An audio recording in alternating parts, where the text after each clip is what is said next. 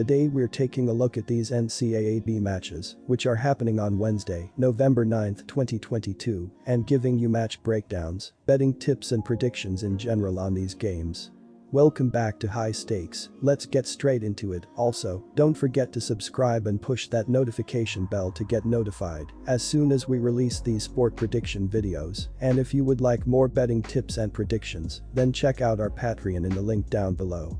Our new Patreon is a way for us to help you improve your chances of making more money. Multiple plans are available for each and every one of you. By becoming a member of the High Stakes Patreon, you will have access to our best team picks, total picks, parlay picks and much more. Stop wasting hours of your time searching for bad betting predictions that ends up costing you a lot of time and money. Join the High Stakes Patreon now and get the best betting picks. Wright State vs Davidson. The Raiders played well offensively last season, especially at home where they scored more than 76 points per game. Even though they lost Tanner Holden and Grant Bassel, their top two scorers, they reloaded with players like Davis and have returning players like Trey Calvin and Tim Finke, who played a big role for the team last season and will be more involved in their offense, so don't expect much of a drop-off offensively.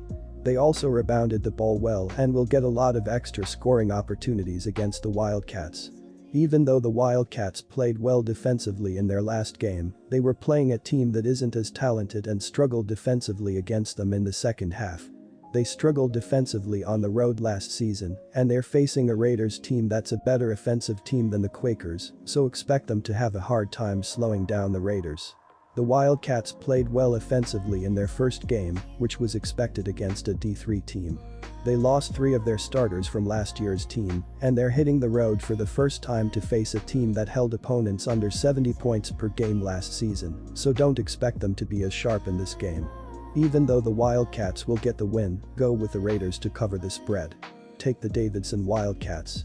The total is listed very high for Wednesday night, even with the top scorer from last year in the A10 being featured. Davidson will not be pouring the ball into the hoop all night long. Wright State boasts a great home atmosphere, and the school will be showing up in droves to see the Raiders play their first game of the season against a good team. Points will be tough to score, especially since Wright State is playing with practically a new starting lineup this year, opposed to last year's team that made the NCAA tournament. Take the under 147.5 points on Wednesday night. Tennessee Martin vs Youngstown State. The Youngstown State Penguins won their season opener on Monday, beating Canisius in Buffalo 92-81 as a 3.5-point favorite. It was a pretty impressive debut for the Penguins as they shot a blistering 57% from the floor and made 50% of their threes. They also badly outworked Canisius on the boards, winning the rebound battle 46-28. The only place they didn't shoot well from was the foul line, as they made just 56% from the charity stripe. Tennessee Martin took on Pittsburgh in their season opener on Monday and fell to their ACC foe 80-58. Pitt was only an 8.5-point favorite in this one and covered the spread easily. It was a pretty ugly game, as first games typically are, as Pitt shot just 36% from the floor and Martin only shot 32%. Pitt did make 11 threes out of 41 attempts, while the Skyhawks were just 3 for 19 from deep. These two teams don't have any familiarity with one another, as this is the first matchup between the two in recent years. It should be a very tight game as, although Martin lost the opener, they have a good team coming back, led by KJ Simon, and they should be much better in this one than they were in the opener. But Youngstown has a lot of firepower back as well, and they already clicked in their season opener, lighting up the scoreboard against a pretty good Canisius team. Given how they have started, and given the fact that this is their home opener, I like the Penguins here in a fairly close game. Take Youngstown State here to cover. In their previous game against the Pittsburgh Panthers, they were not able to do too well as they lost on the road 80-58. The Panthers were not shooting the ball that well as they held to 26 of 71 shooting, 36.6% overall, 11 of 41, 26.8% from beyond the arc, and 23 trips to the free throw line. If they can figure out how to continue playing well while limiting the amount of shots made, it will be interesting to see how they do going forward. On the defensive side of the floor, the Youngstown State Penguins gave up 81 points in the game against the Canisius Golden Griffins. In the game, they allowed the Golden Griffins to shoot 28 of 69, 40.6% throughout the game, 11 of 33, 33.3% in front of the three-point line, and 17 trips to the free throw line. If they can figure out how to continue limiting the shooting against them and improve defending from distance, it will be an interesting way to see if they can get to 2-0 here. The defenses both allowed 80 points in their opening game, so this number feels right on that side of the floor. However, the offense of the Utah Martin Skyhawks feels way too pedestrian to expect them to reach 70 points, which this is telling us. The Skyhawks shot a putrid 32.3% from the floor and were just 3 of 19 from beyond the arc, proving that they are not a good offensive team. A way to tell if an offense is going to score the basketball is the amount of steals they can force on defense, since it will be a chance for them to get fast break opportunities.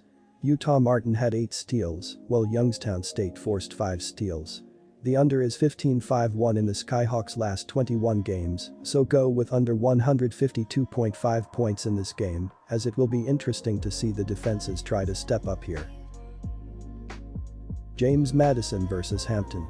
The squad's top scorer Najee Garvin graduated after averaging a stellar 15.2 ppg last season. Fortunately, Russell Dean is back and ready to dominate. The senior guard reported an average of 14.9 ppg and 4.2 rpg, but shot an abysmal 34.3% on the season. Last season's third leading scorer Marquis Godwin is also back. The senior guard logged an average of 8.1 ppg on a 39.8% mark from the field. The Pirates were able to attract Jordan Nesbitt on a transfer from St. Louis. The sophomore guard should be in for a great season after scoring an average of 8.2 ppg last season. Tyler Chapman only played 1 game last season due to injury and is returning to the floor. The program returns their best scorer from last season, Beto Morse. The senior guard sported an average of 15.3 ppg on 37% shooting. He will attempt a ton of threes and shot 34.3% from deep. Takel Molson was having a great season but was injured in late January and missed the remainder of the season. The senior guard was a steady contributor offensively and underneath the bucket. He averaged 12.3 ppg, accompanied by 5.2 rpg. Justin Amati led the squad in rebounds in a fantastic 2021-2022 freshman season. The sophomore forward should be able to improve and average double digits after logging 9.7 ppg and 5.4 rpg last season. The Hampton Pirates are in their first season in the NCAA. They returned 2 of their top 3 scorers from last season, including Russell Dean, who posted a respectable 14.9 ppg and was the squad's playmaker, leading the Pirates in assists. James Madison only finished 1 game above .500 last year, and while they returned several key players, the rebounding and defense are well below average. The Dukes had a -3 rebounding margin last year. Furthermore, last season, the Pirates limited foes to only 28.5% shooting from three-point land, good for 9th in the entire country. Another metric that will be a key factor is free throw shooting. The Dukes shot an abysmal 69.7% from the line last year, and I mention this because the Dukes returned 4 of their top 5 players from last season. Free throws play a key factor when a spread is this large. Take the Hampton Pirates plus 16.5 points. Coming from the Big South Conference, the Hampton Pirates are ready to dive into their first season in the NCAA. They were absolutely brutal offensively as they ranked 322nd of 258 teams with 64.8 points per game, while being able to defend at an average level, giving up 69.5 points, 190th. Senior guard Russell Dean is leading the team offensively after scoring 14.9 points per game last year. They can have trouble shooting as they were 246th in the nation at shooting free throw line, while being outside of the top 300 in 2-point percentage and 3-point percentage. They have added sophomore guard Jordan Nesbitt to help as he transferred from St. Louis and could be a solid addition to add some scoring to the program. The James Madison Dukes were able to dominate as they defeated Valley Forge 123-38 in their own building. They dominated early and often as it was an outstanding 70-11 by halftime. Junior guard transfer Nick Friedel only played 11 minutes and led the team on Monday night with 17 points, while also recording 4 rebounds, 2 assists, and 2 steals without missing a single shot. The Dukes shot an outstanding 61.3% from the floor and 63.6% from distance. They were able to force 28 total turnovers in the game and should be able to force a bunch of difficult shots and look for their opponents. Building off of momentum, James Madison was able to score 123 points in an opening game against an inferior program. Hampton was a struggling offensive team, but they can score 60 points in this game as they are doing well and should be able to score enough. James Madison has the scoring prowess to dominate as they have shown the ability to score the ball and have a lot of players returning to the program and should be able to score in the 80s, if not more.